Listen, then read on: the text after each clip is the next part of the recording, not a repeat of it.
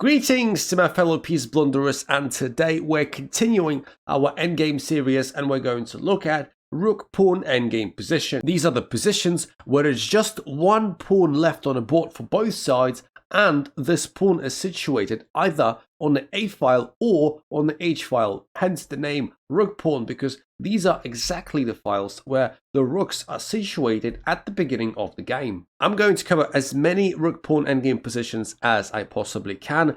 We're not going to just limit ourselves to king and pawn versus king. We're also going to be taking a look at some other positions where other pieces are involved as well. And the reason why this video exists in the first place is that rook pawn endgames tend to follow rules that are very much different from your normal endgames, where pawns are situated anywhere between the B and the G files. That said, let's of course start with the basics and look at the position that you see right now on your screen. The question is, the main question of all endgames is that, is it a win for white or is it a draw? And when trying to answer this question, one thing that you've got to remember, probably the single most important thing to remember about rook pawn endgames, is that they tend to be much more drawish than all other endgames where the pawns are situated on other files, not on the rook files. And to showcase this point, let's take a little detour and take a look at what seems like an identical position, which is this one. The placement of the pawn, the king, and another king seems identical, almost, except for the fact that they're no longer on the G and on the H files, but on the E and on the D files. Now, this position is a guaranteed win if you play it correctly. And if you don't know why or how it is a guaranteed win, I recommend you to watch my video on the King and Pawn Endgames Explained. That video covers the basics that we're going to need for this video, so if you don't know much about King and Pawn Endgames in general, I recommend you watch that one first and then come back here. And like I said, this position is going to be easily winning for white because the king has managed to reach the so-called critical squares, which are the 3 squares ahead of the pawn 2 ranks up. And this is just a very easy conversion, something like king to e5, getting the opposition on the black king, forcing it to step aside in either direction. King d7, and we're just marching up with the king so it later can escort the pawn to safe motion. King f6, king d6, e4, king d7, e5, king e8, king e6, getting the opposition once again. King d8, stepping aside, king f7, and now the corridor for the pawn is ready because the king is covering all of these squares. And king d7, e6 check, king d6, e7, king d5, e8 queens. This is a very easy endgame to convert. If you don't know how to convert these, again, please go back and watch my video on the general king and pawn endgames. Now, compare this initial position that we just determined is winning for white, and let's go back to our initial position, which is somewhat, again, identical. We just shifted everything to the right side of the board. From winning position that we had just now to a completely drawing position. Here, this position is a dead draw. And the reason for that is very simple. Remember how in this position we promoted our pawn by putting our king on a square like f7, where it creates this corridor of 3 squares, e6, e7, and e8, and basically shields the pawn from ever getting captured by the black king. So that means for us that we need to find a way for our white king to somehow get into g7, where it would create this 3-pawn corridor, but you cannot do that unless black blunders terribly, or unless you start teleporting with the king and bending the rules of chess. And it doesn't even matter if your king actually got onto one of the critical squares right there. You can forget about those. Critical squares don't have any weight whatsoever in rook pawn endgames. It's not about them anymore. It's all about getting onto that g7 square, creating that shield, which, as I said already multiple times, we can't really do. And the reason why we cannot do that is that the black king is controlling g7 from quite a range of squares. The black king can just easily alternate between h7, h8, g8, back to h7, triangulate, or just going back and forth sideways. and still be controlling g7 from any of those squares. So let me show you what I mean, and let's play this endgame out in probably one of the most natural ways it could play on the board in real life. So something like h4, just pushing the pawn forward. And remember, as black, if you are the black pieces here, you just do nothing. Your king just chills in a corner. There is nothing white can do to force you out of that corner. Just go to h8 and enjoy your cocktails on the beach. g6, one step closer to g7, but it doesn't even matter. We just play king g8 and we're just enjoying life, you know. h5, again, going back to h8, a simple walk in a park, going back and forth. h6, king g8, asking white, so what now? h7, and we're going back to the corner, and white is out of options.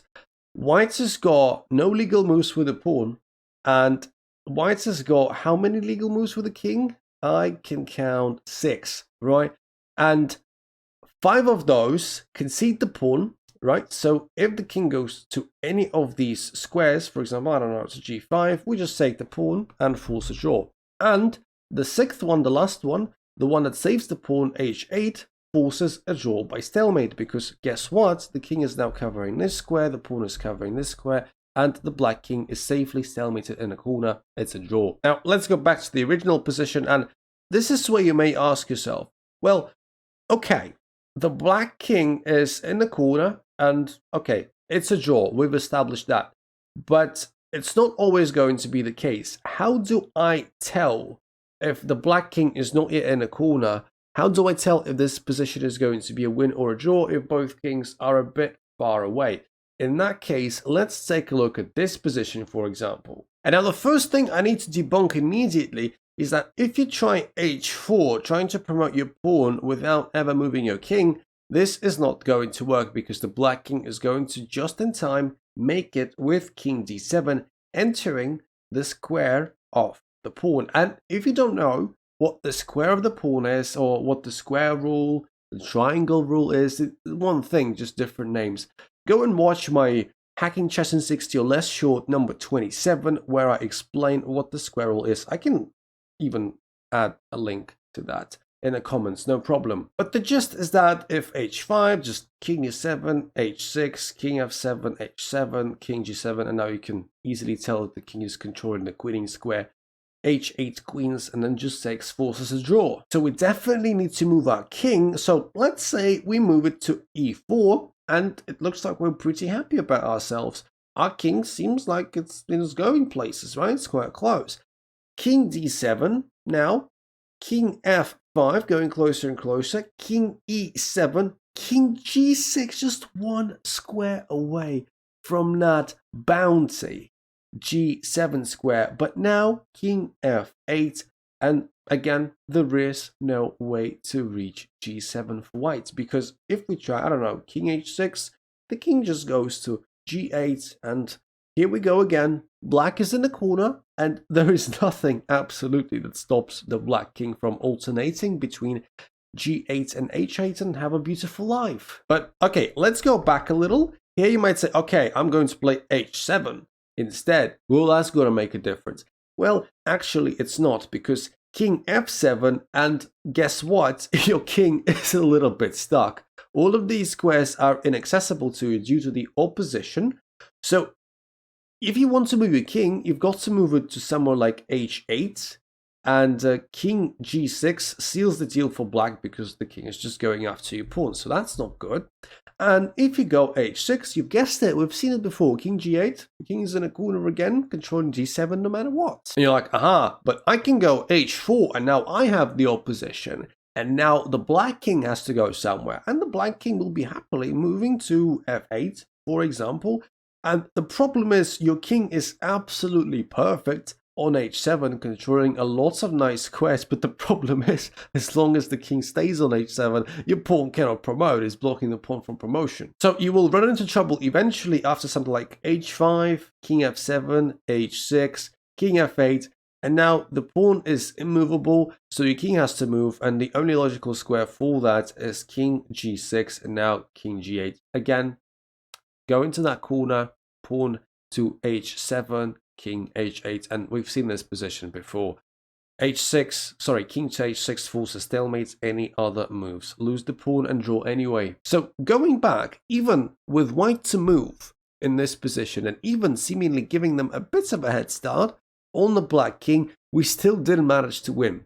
And the question is, well, okay, are there any squares that the black king needs to reach to guarantee a draw no matter what? For example, we've already seen that it seems like if the black king manages to reach g8, it's a draw automatically, let alone h8. And you will be right. But these squares are not just limited to these two, there are actually 7. They include also f8, f7, g7, h7, and h6. You've got to remember these 7 crucial squares. If the black king manages to reach one of those, it's going to be a draw, regardless of the placement of your own king, if you are the side with a pawn, and the placement of your pawn. So the drawing technique for black is going to be very simple. Just step onto one of these 7 squares and just chill in a corner forever. And don't let the white king get onto g7 or even g8. What is also very, very interesting is the fact that no matter how many pawns you've got, it's not going to help. Here I've set up a ridiculous position where we've got not 1, not 2, not 3, but 4 passed pawns on the rook file, but it doesn't matter, the game is still a draw. You see, in some other circumstances, it would have helped massively to have another pawn, hence at some point to have another tempo, causing the black king to be in Zugzwang and then promote a pawn. In this case, however, again, it's all about the black king not ever leaving the corner. King g5, g8, king g8, of course. And then, I don't know, h3, king h8, king g6, king g8, just walking back and forth again. h7, king h8, okay. Maybe we'll try to be tricky and let's play king g5. Let him maybe take the pawn, see what that leads to. Okay, they take h6, but again, the king just comes back to the corner with king h8, and then it's the same shtick. King g6, king g8, h7, king g8, go back. Maybe sacrifice another pawn, maybe that'll help. King takes on h7, h5, king goes back to the corner. You get the gist by now. The quantity of pawns is completely irrelevant. 1, 2, 3, 4. Not going to help. All right, now let's step it up. Let's add a bishop into the equation. Yes, the white pieces now do not only have a pawn, but an extra bishop as well on top of that. And this is where we ask ourselves the question, is it going to be finally enough to win, considering this is a rook pawn we're talking about? And the answer to this question is very simple. Well, it's not exactly too simple, but it's simple enough. It depends on the color of the bishop that you're possessing. In this position, we can see that the bishop we've got is a dark squared bishop. And this is where we compare the color of this bishop to the color of the queening square. The queening square is also of that color, which is brilliant news for us because we can now clearly see that this is going to be a win for white. And the reason why this is a win for white is very simple as well. You see, in the previous positions, if you remember, we couldn't force the black king out of the corner no matter what we did. We just didn't have enough firepower to force the king away from h8, g8 squares. The bishop, when it looks at the queening square, is going to be immensely helpful for that. And the winning technique here is incredibly simple. All you've got to do is just push your pawn and king forward, something like h5, king g8 of course, king g6, king back to h8, going back and forth, h6, and this is the setup that you need to reach, king on g6 and pawn on h6, and of course adjust to the position that you personally have. For example, if you're talking about an A file, this is going to be A6 and B6 and etc, etc. And from this point, it will be very easy to see what we need to do after king to G8. Since we've got the bishop that so beautifully covers the dark square, the queening square, let's cover it with bishop B5. And now, oops, the black king cannot go back to that square. So the only square actually available to the black king is F8, and now we're just going to play H7 and queen very easily. G8 is also inaccessible now for the black king, so the black king goes to something like king e7, and then we queen and win, but also watch out for stalemate. The complete opposite, however, of the position that we just saw is this position, when we've got the bishop of the color that does not correspond to the color of the queening square. And would you believe that with 4 points of extra material, bishop 3 points and pawn 1 point, why cannot win? As long as the black king is safely tucked away in the corner and just chilling, there is nothing the white pieces can do to force it away from that corner. The bishop is just not going to help us. So let's just try and replicate the same setup that we did just now with the other bishop, the one that was the good one. So we're going to play h5, king g8, king g6, king h8, h6, king g8, and now if you remember, this is where we played bishop from g3 to bishop to a5, where we blocked the queening square. Well, now we cannot do that. The best we can do is to play this little check with bishop d5 check, but the king just safely goes back there. And now, if we don't move the bishop away from that diagonal, the game is going to be stalemate. So we need to move the bishop away from this diagonal somewhere, maybe to c6, and the king just goes back safely to g8. Checking with the pawn is also not going to help, of course. h7 comes with check. The king just goes to h8.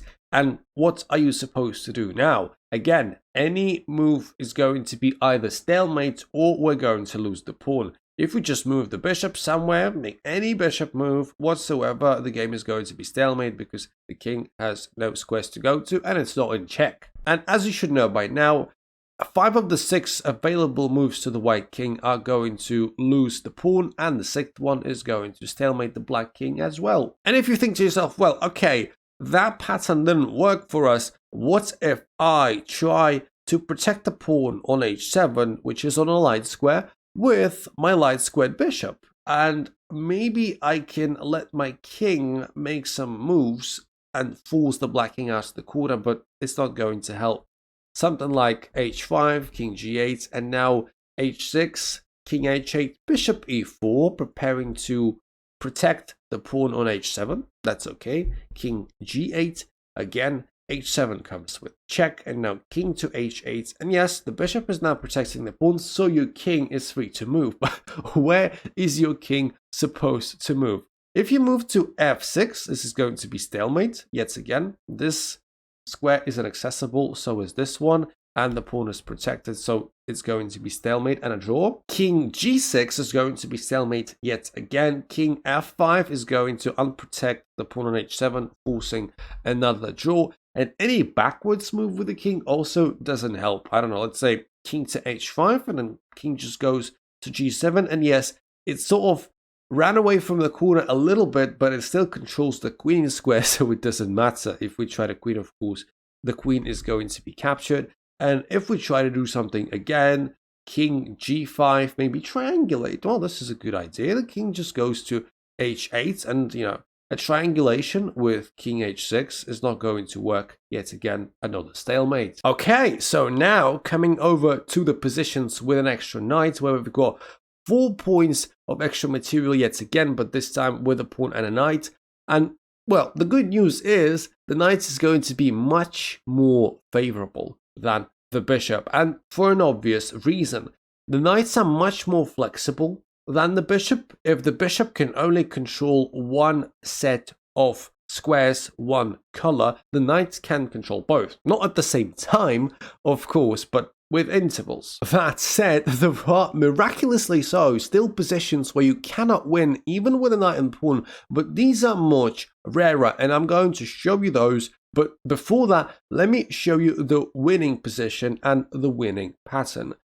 As with the right colored bishop, we're going to win this simply by marching our king and pawn forward first, and only then playing with the piece. So h5, king g8, king g5, king h8, h6, king g8, king g6, and we have reached the same setup with king on g6 and the pawn on h6. Now the king goes back to h8, and we're going to do a very simple maneuver. When you've got the king and a pawn position like this, what you need to do is to take care of the queening square with the knight, and the simplest way to do that is to transfer your knight on f7. The knight is right now on f3, and it's very easy for the knight to jump on f7. It just only takes a couple of moves, but no matter where your knight is, it can even be on a1. Just take your sweet time. It will reach f7 eventually via something like b3, d4, c6, e5, and then finally f7. What we need to do is just to jump your knight on f7, so that from f7 it controls h8. So knight e5, king g8, and now we're jumping onto f7, taking that h8 square away from the king, and king f8, h7, king e7, and we're just queening and going to win. And even a position as ridiculously looking as this one, still going to be a win for white. Doesn't matter how passive our king is, how active their king is, as long as we've got the knight defending the pawn so that the pawn isn't lost. So the gist here is that the knight is defending the pawn very nicely, and there is no way the king can pressure both the knight and the pawn. If after our king b2, of course, we want to come up with our king so the king can help. If they play king g3, well, they're not really threatening the knight, because if they, after, let's say king c3, take that knight, we're just going to queen. The pawn is let loose, and after king g3, h5, it's evident that the king is not going to catch up. Instead, what's likely to happen is that after king c3, they will play back to h4, but this is not going to help. They cannot hold this position. We've just got too many resources. We're going to come closer with the king, and we're going to be slowly but surely pushing the black king away from us, pushing it back, and eventually it will get cornered, where we will finally manage to queen our pawn. Now, you could argue that most of the positions I've been showing you so far have been played quite passively for black. Most of the time I was just showing you what happens if the black king just goes king g8, king h8, king g8, king h8, right?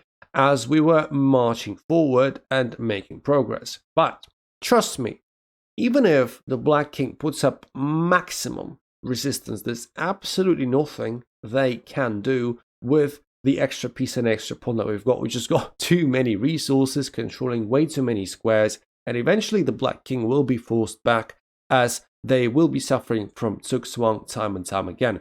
Even looking at this position, something like, okay, let's give the black king a move, because we just moved as white king h6, and now a simple knight a5 check. King g6, probably the most resistant. Now a check once again, and all of this is inaccessible for the black king. This one as well. So king f6, very simple, king f4. Now all of these squares are inaccessible. The best the black king do is probably king to f7, and then we just march forward. King g5, king back to g8. Remember that this square is also unavailable. The opposition isn't happening. And king g6, and we're very close to winning now. King h8, pawn to h6, and we have reached the setup. All we've got to do now is just reroute this knight to f7 and win. So as you can see, it's relatively easy. We got from this position to this position in 15 moves, which is quite quick if you ask me. And this is not going to be even technically difficult. You will be making very natural, very intuitive moves that will be easy to find for any rating. That said, you do have to be really careful when it comes to defending your pawn with the knight.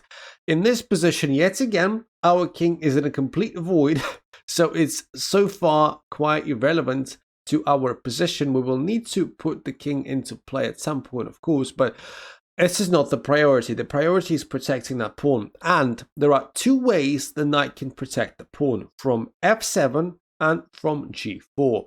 Well, the most important thing that I would like you to take away from this is that whenever you are defending the pawn with the knight, the best case scenario and the best practice is to defend it from behind. Now, if you play knight f7, protecting that pawn is going to be a terrible blunder, and the game is now a draw after king to g6, attacking the knight and attacking the pawn at the same time. Remember, in the previous position, we had a similar thing where the king on g3 was attacking the knight on f2 and the pawn on h3. Well, there, it didn't really matter, because if the king committed to taking the knight, the pawn was just queening. But that was only possible because the knight was defending the pawn from behind, not from the front, as in this position. In this case, if we play something like king c6, a nothing move, the king can easily capture the knight and get away with it, because h7, king g7, and the king is capturing the pawn, controlling the queen square. And if you don't allow the king to capture the knight, you save the knight through delivering check, maybe, as well. Knight to e5 check, the black king simply captures the pawn. There is no way from this position to save both the knight and the pawn, so the game is going to be a draw. So instead, protect the pawns from behind with knight g4. Now this position is a very easy win. There is nothing the black king can really do. King g6, well, it's not really doing much. Yes, the pawn cannot advance for the moment because it's going to get captured, but it's not the point. We're just getting our king into play with king c6, and we're going to be slowly but surely approaching with our king. If the black king plays something like king g5 going for the knight, well, we're just going to play h7 and queen. H6 is inaccessible for the black king because of our knight, so king g6 trying to catch up, but it will never do. We're just going to promote queen and win. So what is the black king supposed to do? Well, really sit and wait until you get beat. King h7, king d6, king g6, king e6, king h7, and now we come in with our king with f6, king g8, and we have seen this setup before. King on g6, pawn on h6, bravo. All we need to do is just to play knight e5, knight f7, control the queen in square, and again win. And finally, we come to the good stuff. I'm showing you a position, the only position that is drawable for black with the extra pawn and with the extra knight from white's perspective.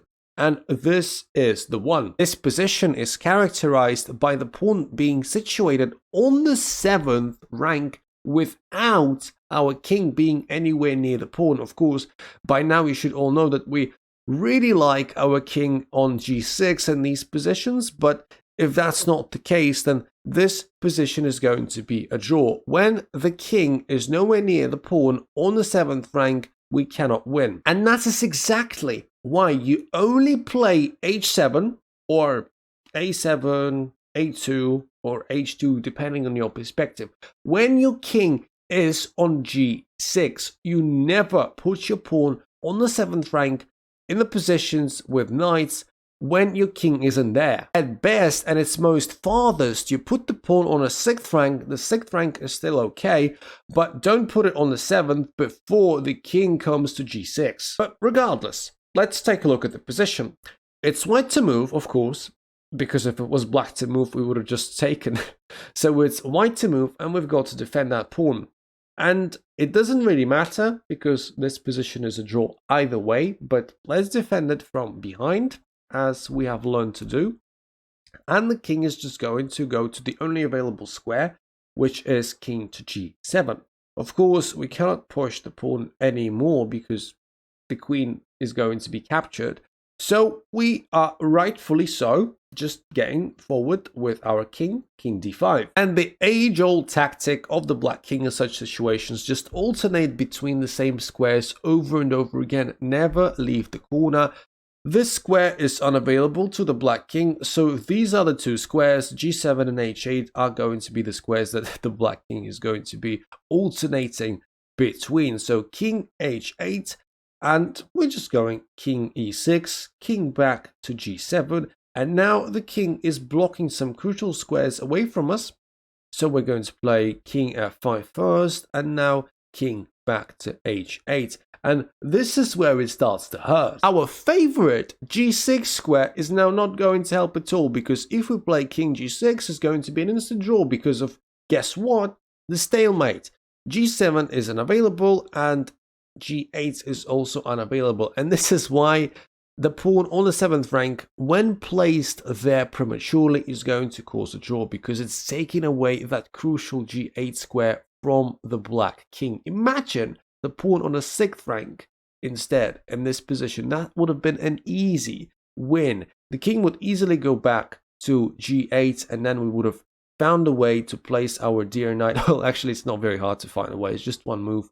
On f7, taking the queen square away, and we would easily promote it and won. And okay, let's take a look at some other moves. So none of the knight moves work, because no matter where the knight moves, right, and the knight does have a bunch of moves, the pawn is going to get captured, because if you remember, the knight is defending the pawn. So even if we go knight f7 check, the pawn just gets taken and that's over. So we're relying on key moves to make a difference here, but again, g6 doesn't work, king f6 doesn't work for the same reason, it's still the same stalemate. And if we try to go backwards, king g4, the king just goes back to g7 and there is nothing you can do.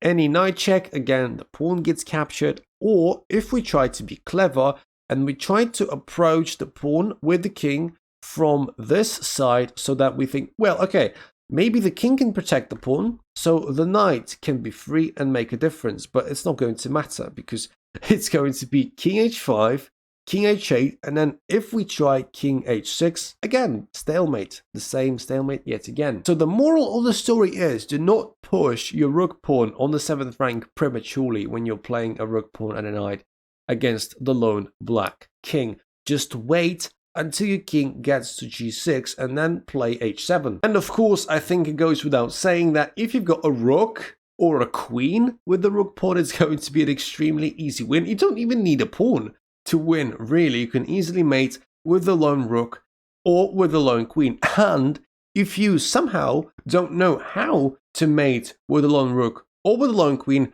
go and check my video that I did where I show you how to mate with every single piece in the endgame, including the dreaded knight and bishop mate. On top of that, whenever you've got a position where you've got 2 knights and a pawn, 2 bishops and a pawn, knight and a bishop and a pawn, these are also going to be very easy wins. You can easily dedicate one piece to just solely defending your pawn, and then your king and your other piece to aggressively push forward, and then queen. Now, I would really hope that there is no need for me to cover these endgames because they're very, very simple and very intuitive. And this is also very important. They're very intuitive. The moves that you make there are easy to find, not hard at all. The only thing that I would like to highlight there is, of course, do not stalemate your opponent. Make sure that when you're not checking your opponent's king, that they've got at least one square available to them to avoid a very miserable drawing experience. So yeah, if you just so happened to find this video useful, please like and subscribe. Follow me on Twitch. I stream Wednesdays, Fridays and Sundays usually. Find me on chess.com, join our Discord, all that good stuff. And I'm going to talk to you very soon. My favorite unintentional gambiters. Love you all. See ya in the next one.